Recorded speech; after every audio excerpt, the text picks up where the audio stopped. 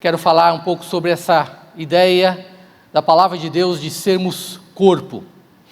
A Bíblia usa várias figuras para definir o ajuntamento dos crentes. Você olha lá, por exemplo, em Efésios capítulo 2, Paulo faz uma lista de figuras. Ele relaciona a igreja a um edifício bem ajustado, consolidado, construído sobre o alicerce que é Cristo.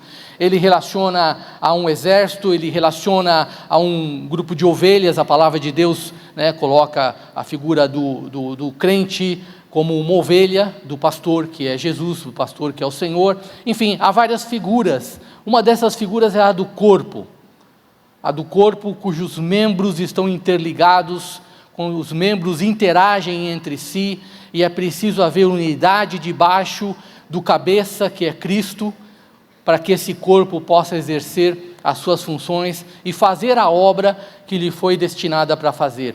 A figura de corpo.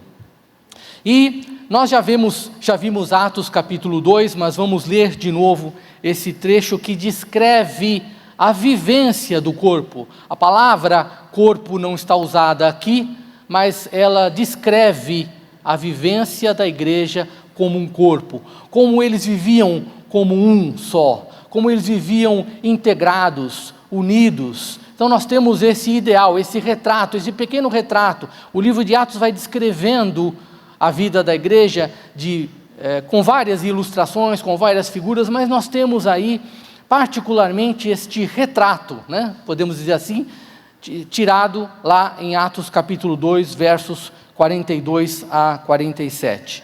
Então, o texto que aqui está na NVI, diz: eles se dedicavam ao ensino dos apóstolos e à comunhão, ao partir do pão e às orações. Todos estavam cheios de temor, e muitas maravilhas e sinais eram feitos pelos apóstolos. Todos os que criam mantinham-se unidos e tinham tudo em comum. Vendendo suas propriedades e bens, distribuíam a cada um conforme a sua necessidade. Todos os dias continuavam a reunir-se no pátio do templo.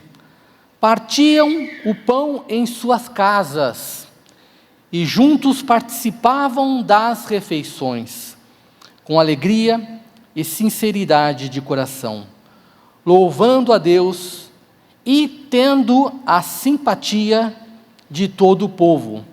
E o Senhor lhes acrescentava todos os dias os que iam sendo salvos. O Senhor lhes acrescentava todos os dias os que iam sendo salvos. Temos então este retrato, tirado aqui da vida da igreja. Retrato este que é, como eu já disse, complementado por outras passagens de Atos, e nós olhamos para ensinamentos sobre a igreja, especialmente nos livros restantes do Novo Testamento, e ainda especialmente nos livros do apóstolo Paulo, um deles, que é 1 Coríntios, nós vamos ler daqui a pouquinho. Então nós temos essa vida da igreja resumida aqui praticamente nessa essência que está descrita aqui. E quando eu olho para esse texto, meus irmãos, eu vejo aqui realmente esse resumo, essa essência do que deve ser a vida da igreja. Uma igreja pode ter muitos projetos, nós temos vários projetos.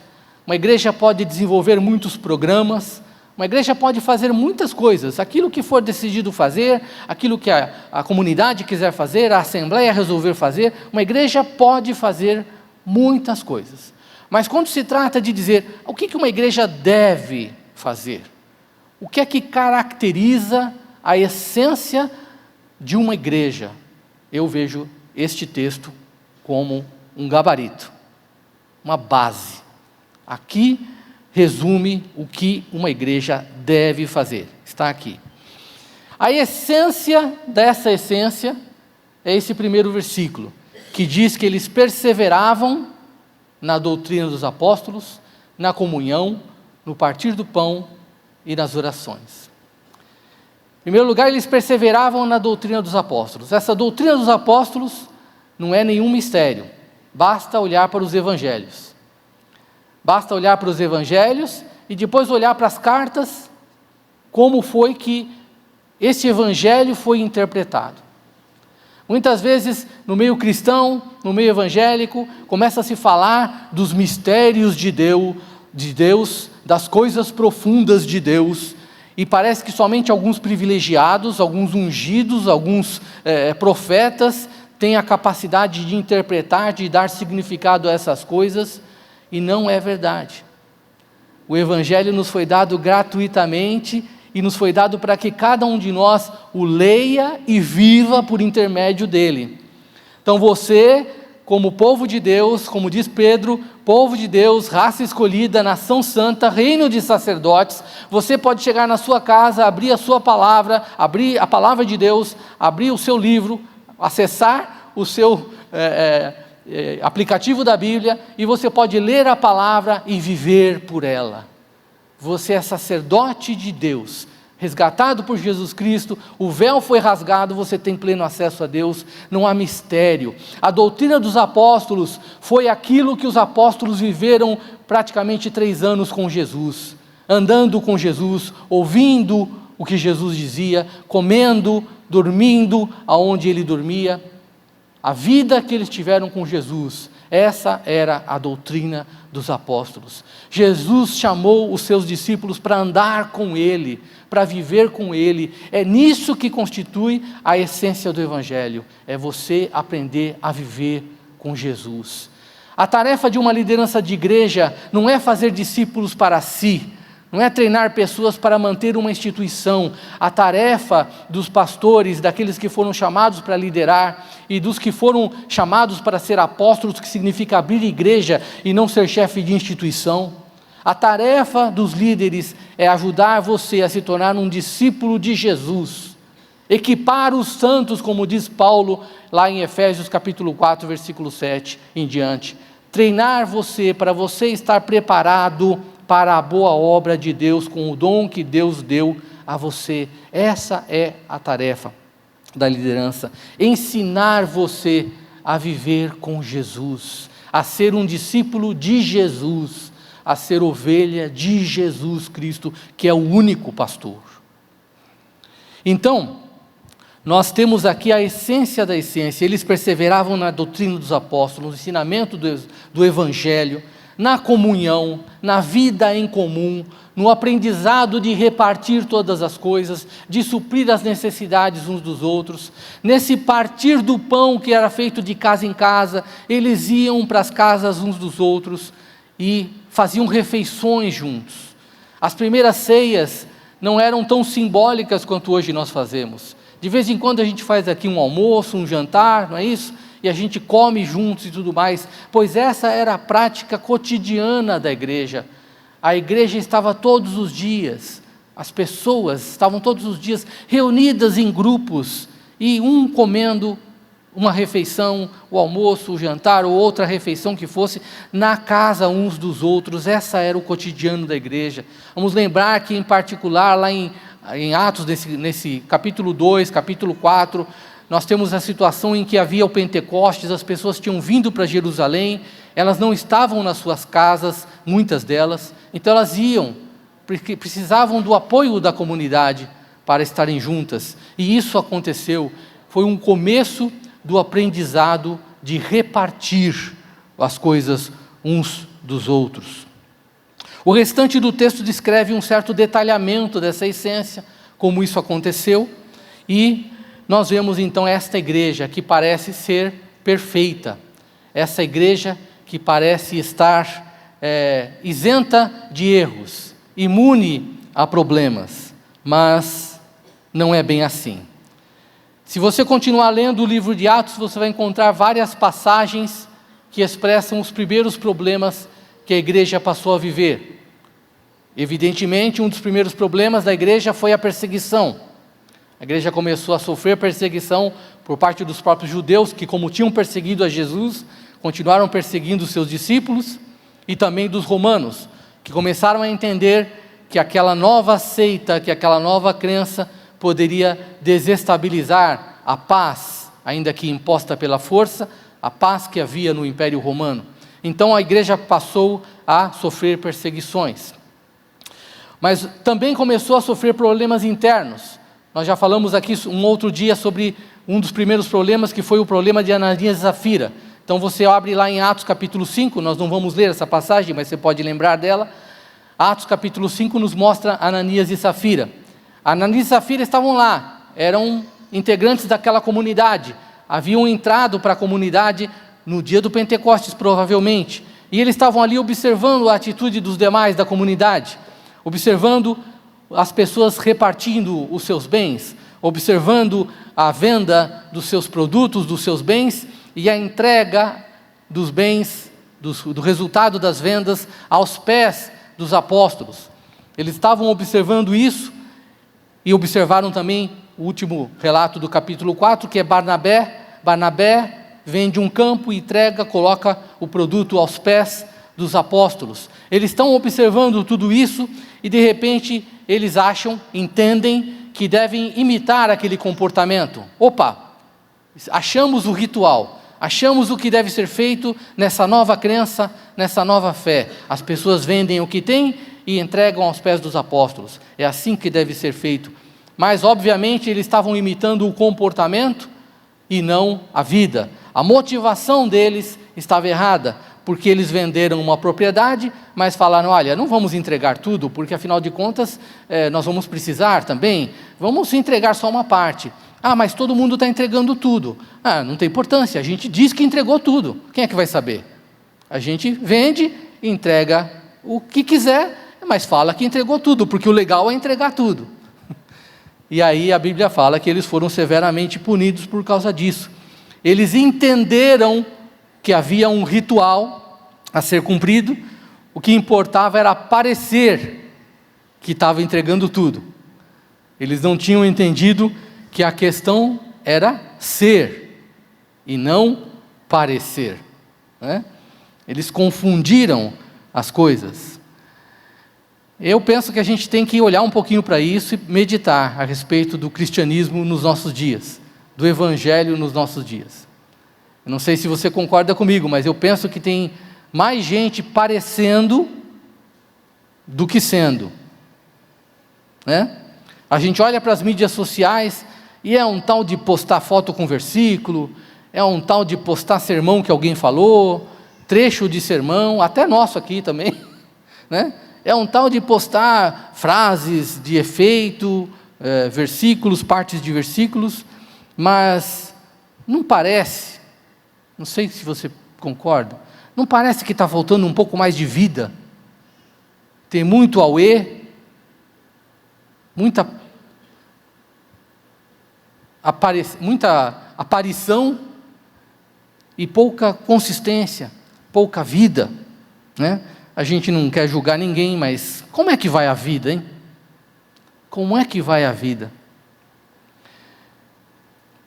Uma vez eu falei para uma pessoa que eu conheço que o Facebook dela é uma coisa assim de louco, né?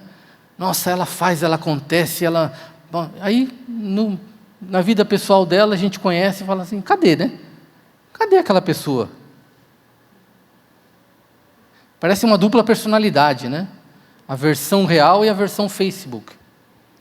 Que coisa, né? Uma coisa boa foi permitir a expressão, né? Muita gente pode dar um monte de ideia. Aliás, todo mundo entende de tudo, né? Parênteses. Impressionante, né?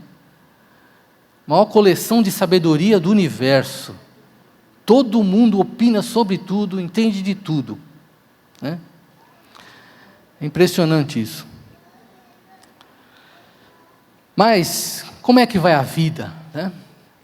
A maneira como o evangelho parece estar sendo visto hoje, especialmente diante de tantos absurdos que acontecem travestidos de evangelho, parece para mim que há muito mais gente parecendo ser do que realmente sendo um cristão e ovelha e igreja, e especialmente corpo.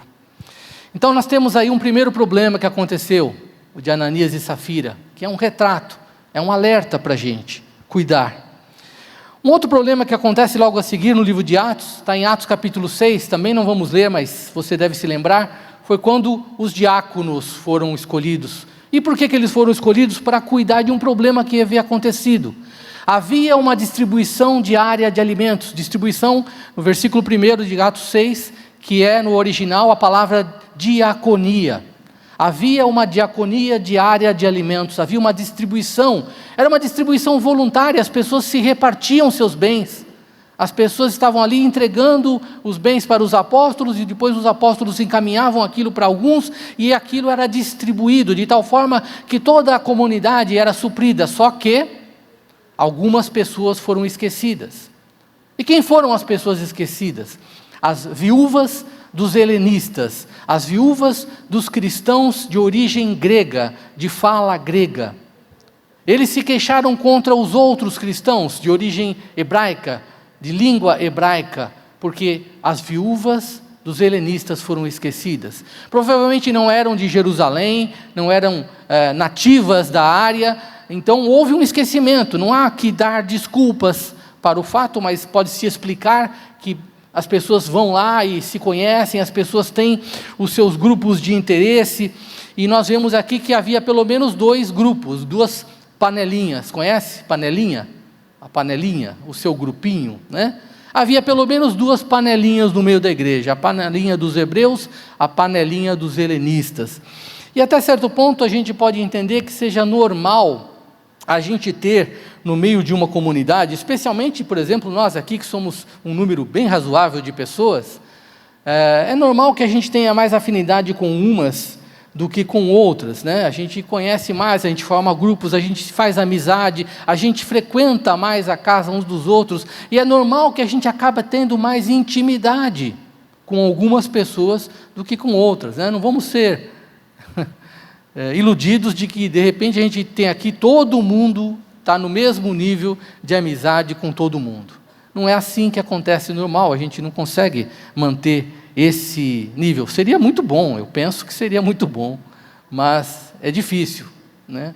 Então é normal a gente lembrar ou pensar que possa ter havido aí uma afinidade maior, mas não pode haver a omissão, não pode haver o descuido, não pode haver o fato de você perceber alguma coisa e falar, mas eu não tenho nada a ver com essa pessoa, então eu não vou. Não, a Bíblia não permite que a gente pense assim. Há que se cuidar, né? Há que se, quando perceber alguma necessidade, fazer alguma coisa e não ficar transferindo essa responsabilidade para mais ninguém. Nós precisamos desenvolver como corpo a nossa sensibilidade aos nossos problemas, aos problemas uns dos outros. E naquele momento então foi buscada uma solução, a solução foi consertar aquela falha, nomeando um grupo de pessoas. A gente sabe que esse grupo de pessoas que foi encarregado oficialmente, não ficou por muito tempo fazendo isso, até lá em Atos 8, a gente vai ver que a igreja inteira se dispersou quando começou uma perseguição após o martírio de Estevão. Então a igreja inteira se dispersou, exceto os apóstolos, está escrito lá no capítulo 8. Então aquele grupo que foi nomeado para suprir essa necessidade não ficou por muito tempo fazendo isso, foi disperso e alguns deles se tornaram evangelistas. Filipe foi para regiões de Samaria. Assim, esse encargo não durou muito tempo, mas naquele momento foi feita essa solução. Mas o que deve ficar na nossa mente é que a Bíblia nos mostra que havia um interesse mútuo, havia uma preocupação mútua, que não era terceirizada. Muito facilmente a gente encontra um jeito de terceirizar o cuidar de problemas. Vamos encarregar oficialmente, então, os diáconos, o pastor devia cuidar disso. Então, quando acontece algum problema na igreja, facilmente a gente fala, alguém devia cuidar disso, os diáconos deviam cuidar disso, o pastor devia cuidar disso. A Bíblia nos mostra uma comunidade que se interessava uns pelos outros e fazia o que estava ao seu alcance, ao alcance da sua mão, para cuidar dos problemas. Não viviam dizendo, alguém precisa fazer alguma coisa a respeito disso, ou apontando o dedo para os outros e falando, vocês deviam fazer alguma coisa. A palavra que havia, né, na boca de cada um, a gente pode até entender que fosse, como é que eu posso ajudar? O que eu posso fazer? Ou, até talvez melhor, o que nós vamos fazer a respeito disso? Me preocupa muito quando eu vejo alguém na igreja falando eles, ou você. Eu prefiro quando se fala nós. O que nós vamos fazer a respeito? Né? Em vez de ficar cobrando os outros, o que nós podemos fazer? Como eu posso ajudar a gente a fazer alguma coisa a respeito disso?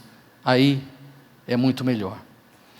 Em Atos capítulo 8, que eu já citei, acontece também a descrição do ministério de Filipe em Samaria, e lá entre os convertidos aparece um cidadão que é um retrato muito interessante para mim daquilo que pode acontecer no meio da igreja, né? E aqui, claro, uma exceção, mas alguma coisa que pode acontecer. O Simão, a Bíblia descreve ele como um cara que se dizia muito importante, e parece que ele era meio dado a ser mágico, a fazer lá umas estripulias, fazer alguma coisa para chamar a atenção das pessoas, e as pessoas davam a ele muita atenção, e o texto de Atos 8 descreve que tanto ricos como pobres, as pessoas davam muita atenção. É possível até que ele tivesse lucro com essa história. Ele se dizia muito importante e chamava muita atenção. E aí, diz o texto que ele que se converte, inclusive é batizado. Então ele passa a ser membro da comunidade cristã. Então Simão é um membro da igreja que está ali e está vendo os milagres feitos por Filipe, depois chegam os apóstolos, ele fica vendo os sinais feitos pelos apóstolos, e de repente ele chega para lá com uma grande ideia: olha, eu tenho muito dinheiro, toma aqui esse dinheiro e me dá esse poder também, eu quero fazer milagres, me dá essa unção a de fazer milagres. E literalmente, se você olhar o texto, em outras palavras, os apóstolos mandam ele para o inferno, né? Em outras palavras eu disse, mas é o que eles fazem: você vai para o inferno, seu dinheiro seja contigo para a perdição, vá para o inferno com seu dinheiro, em outras palavras, né? E aí ele fala: não, por favor, ora por mim, não deixe isso acontecer não, eu não quero ir para o inferno e tudo mais, né? Mas Simão é o tipo da pessoa que não se maravilha com os feitos de Deus. Ele tem uma sede de poder, ele tem uma sede de título, ele tem uma sede de ser chamado por pastor, ele tem uma sede de ter um cargo oficial. Ele não quer, puxa, Deus está fazendo um milagre, e eu estou de fora, né? Como pode? Eu quero fazer também, eu também quero ter meu lugar aqui no palco, né? Eu quero ter meu lugar, meu espaço ali na frente, eu quero estar debaixo das luzes dos holofotes aqui, né? Então, é uma ênfase no eu quero fazer, eu quero aparecer, não é ele, olha, Deus está fazendo, né?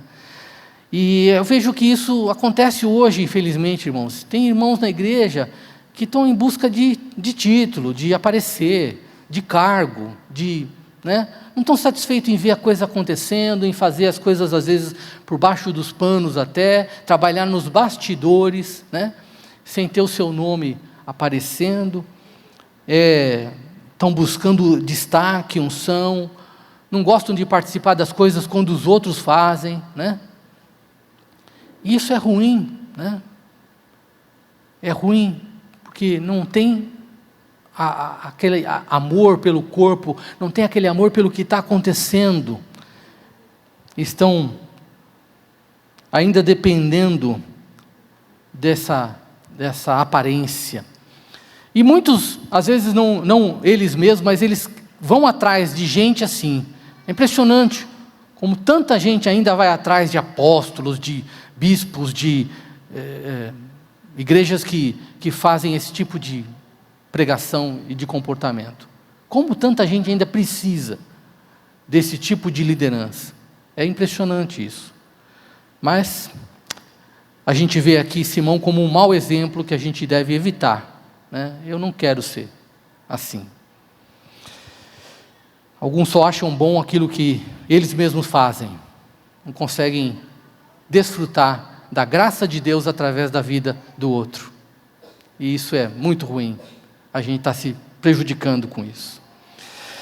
E finalmente, a passagem que eu quero ler agora, 1 Coríntios capítulo 11, nos mostra a ceia do Senhor. Saímos de Atos, né? Mas se você continuar lá em Atos, você vai encontrar lá em Atos 18, a passagem de Paulo pela região de Corinto. Paulo fica lá em Corinto mais de 1 ano e meio, ensinando o Evangelho, doutrinando, formando liderança. Paulo ensina, Paulo forma a igreja de Corinto. Depois lá em Atos 19, você vai ver que Paulo está em Éfeso, e ele recebe notícias, ele fala isso na própria carta aos Coríntios, da família de Cloé, uma das membros da igreja de Corinto, que escreve uma carta para ele e conta alguns problemas que estão acontecendo. Então, no decorrer da carta toda, de 1 Coríntios, você vai encontrar menções de Paulo ao que escreveram para ele, ao que contaram para ele. E um dos problemas que estava acontecendo era com a ceia do Senhor. Então, Paulo havia ensinado à igreja que os cristãos lá de Jerusalém, os primeiros discípulos, comiam nas casas uns dos outros, se reuniam para repartir suas refeições. Ele havia ensinado como eles faziam essa ceia, realmente evidenciando uma comunhão que a igreja vivia. Essa ceia evidenciava para eles, era o toque final, era a cereja do bolo, de uma vida que era vivida. Não era uma cerimônia para cumprir um ritual, não era só uma formalidade, agora vamos celebrar a ceia, e celebrando a ceia nós vamos ser um. Não era esse o princípio. Isso aqui é um retrato, é um símbolo de algo que acontece na dinâmica da comunidade. E não estava acontecendo, estava havendo um problema. Então o que o texto diz? 1 Coríntios 11, de 20 a 34. Quando vocês se reúnem, não é para comer a ceia do Senhor, porque cada um come a sua própria ceia, sem esperar pelos outros. Assim, enquanto um fica com fome, outro se embriaga. Gente, isso aqui é uma igreja. Acho que a gente errou de texto, estamos lendo alguma coisa do carnaval de ontem, relato de alguma festa de carnaval, coisa assim. Um come, o outro se embriaga. Igreja, bota na sua cabeça isso. Era uma igreja que estava acontecendo isso, né? Aí, será que vocês não têm casa onde comer e beber? Ou desprezam a igreja de Deus e humilham os que nada têm? Que lhes direi? Eu os elogiarei por isso? Certamente que não. Pois recebi do Senhor o que também lhes entreguei, que o Senhor Jesus, na noite em que foi traído, tomou o pão, e tendo dado graças, partiu e disse: isto é o meu corpo, que é dado em favor de vocês. Façam isto em memória de mim. Da mesma forma, depois da ceia, ele tomou o cálice e disse: este cálice é a nova aliança no meu sangue. Façam isto sempre que o beberem, em memória de mim. Porque sempre que comerem deste pão e beberem deste cálice, vocês anunciam a morte do Senhor, até que ele venha. Portanto, todo aquele que comer o pão ou beber o cálice do Senhor indignamente, será culpado de pecar contra o corpo e o sangue do Senhor. Examine-se então o homem a si mesmo, e então coma do pão e beba do cálice. Pois quem come e bebe sem discernir o corpo do Senhor, come e bebe para a sua própria condenação. Por isso há entre vocês muitos fracos e doentes, e vários já dormiram. Dormiram aqui, você sabe, né? Morreram. Foram promovidos para a glória, né? Paulo usa o sono, não apenas nessa, em outras passagens, para descrever a morte. Mas, se nós nos examinássemos a nós mesmos, não receberíamos juízo. Quando, porém, somos julgados pelo Senhor, estamos sendo disciplinados para que não sejamos condenados com o mundo. Portanto, meus irmãos, quando vocês se reunirem para comer, esperem uns pelos outros. Se alguém estiver com fome, coma em casa, para que quando vocês se reunirem, isso não resulte em condenação. Quanto ao mais, quando eu lhes for, darei instruções. Então, a instrução mais completa que nós temos sobre a ceia, nos evangelhos nós temos ali alguns resumos, mas a instrução mais completa que temos sobre a ceia está escrita pelo apóstolo Paulo em 1 Coríntios capítulo 11, a mais detalhada, a com mais textos orientadores, e ela nasceu, ela nos foi negada por causa do tratamento de um problema, de uma questão. Ou seja, daquela forma esquisita, a igreja não estava entendendo e vivendo e participando da ceia como um retrato da sua vida como corpo. Os irmãos não estavam esperando uns pelos outros, não estavam entendendo uns os outros, não estavam vivendo como um corpo. Eles não estavam entendendo essa ideia de que eles tinham que ter comunhão, e aqui era o retrato dessa comunhão. Alguns se preocupam com essa ideia de comer sem discernir o corpo, no sentido de haver pessoas não crentes, incrédulos no meio da comunidade na hora da ceia, e o texto não tem nada a ver com isso. A preocupação de Paulo não era que algum incrédulo poderia estar participando sem discernimento. O problema da falta de discernimento não é do incrédulo, é do cristão. Quem come e pode incorrer na sua própria condenação ao comer ou beber indignamente é o crente. É aquele que deveria entender, mas age como se não entendesse que aquilo é uma comunhão. Aquilo deve refletir uma vida. Então, se você come, mas está comendo só por ritual, se você come e bebe, participa da ceia, mas não está entendendo que você é um corpo junto com os outros irmãos que estão aqui, no mesmo momento que você come e bebe indignamente. Você participa indignamente sem discernir o corpo. Alguns irmãos estavam indo para lá e falando, não, mas eu estou com fome, então vou comer aqui e tal, e comiam e se embriagavam, até bebiam tanto, pensavam somente na sua necessidade. A palavra-chave dessas pessoas é o meu, a minha, né? Eu estou cuidando do que é meu, e você deve pensar no que é nosso, né? Paulo fala, não, esperem uns pelos outros, dividam, repartam, mais do que os seus bens, as suas vidas, sejam uns com os outros. Participar da ceia é anunciar a morte do Senhor, até que Ele venha. A participação na ceia, ela é uma pregação sem palavras. Quando eu como do pão, quando eu bebo do cálice, eu estou dizendo, Cristo partiu seu corpo por mim, no meu lugar, no lugar dos meus irmãos aqui. Cristo derramou o seu sangue por mim, no meu lugar, no lugar dos meus irmãos aqui. Nós somos um em Cristo. Esse é o significado da ceia do Senhor. E nós temos que pregar quando participamos. Por isso tem que ser honesto, tem que ser sincera a nossa participação. Como é que essa situação degringolou, como se dizia? Como é que aquela perfeição que a gente vê em Atos 2 veio parar nisso, né? Com pequenos descuidos, irmãos. Não foi de uma hora para outra, vinha tudo bem, e de repente a igreja falou, vamos largar a mão disso tudo, e vamos fazer a coisa de qualquer jeito. A situação vai acontecendo pouco a pouco, quando as pessoas vão agindo, pouco a pouco, como Ananias e Safira, como aqueles que esqueceram dos outros irmãos, descuidando das necessidades uns dos outros, deixando de lado, fingindo que não é comigo, alguma coisa que eu estou vendo de errado, ou como estes irmãos aqui, como Simão, pensando mais em si mesmo do que nos outros.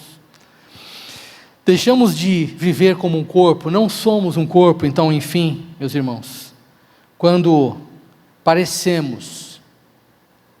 falamos muitas frases, dizemos muita coisa, fazemos pose de adoração, cantamos empolgadamente, mas lá dentro, nós não cremos e não estamos dispostos a viver de verdade. Dizemos tudo entrego, mas nosso coração está cheio de reservas, está cheio de departamentos, onde a gente fala, Senhor, eu te entrego tudo, olha, mas esse quartinho aqui, por favor, não mexe, esse canto aqui da minha vida, esse negócio aqui está indo bem, por favor, não me tira isso, não me tira aquilo. Nós vamos cheios de reservas ao Senhor. quando apenas cumprimos um ritual e aparentamos espiritualidade, e não verdadeiramente estamos dispostos a partilhar vida uns com os outros. Não somos um corpo quando quem importa sou eu, e não Ele, a vontade dEle, que realmente reina na nossa vida. Quando nos achamos muito importantes, pensamos muito da gente, como Simão pensava, eu sou muito importante, né? Não, realmente quando Deus me salvou, Ele fez uma grande aquisição. Vou te contar, Deus, o Senhor acertou na mosca, viu?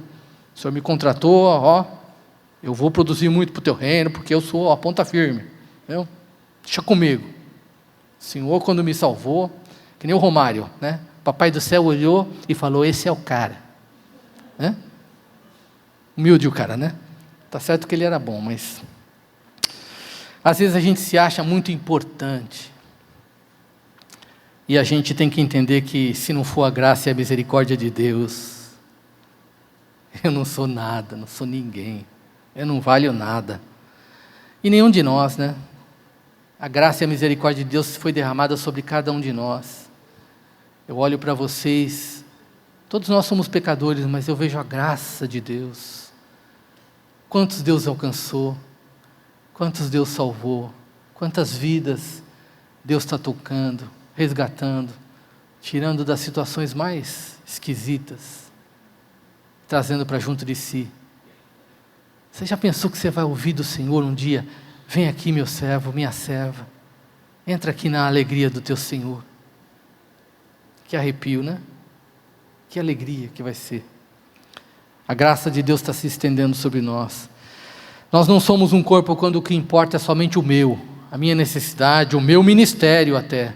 O que importa sou eu, e não o nosso. Quando estamos aqui só para os nossos interesses pessoais, ou do nosso grupo. O nosso grupo estando bem, está tudo bem. A gente não pode estar bem quando alguém não está bem no nosso meio. A gente não pode ficar bem quando a gente percebe um irmão que está com o olhar meio caído, ou com uma lágrima no canto do olho, e você não, pelo menos não ora por ele, ou estende a mão e fala, irmão, se quiser abrir o coração, eu quero ouvir o que você tem para dizer. Nós temos que aprender a compartilhar, nós temos que aprender a servir e não ser servido, como o Filho do Homem. Jesus veio para servir e não para ser servido.